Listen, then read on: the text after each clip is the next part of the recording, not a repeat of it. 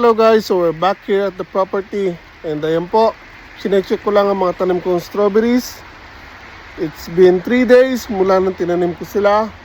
Again, from here hanggang doon, puro red strawberries po yan.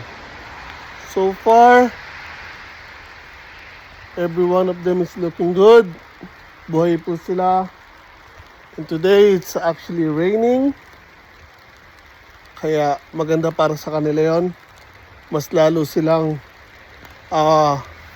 maglalabas agad ng ugat. So yan po, makita nyo.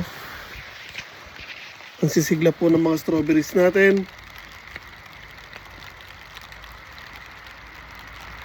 Buhay na po sila kahit 3 days pa lang po sila na itatanim. Or pang 3rd day na po ngayon.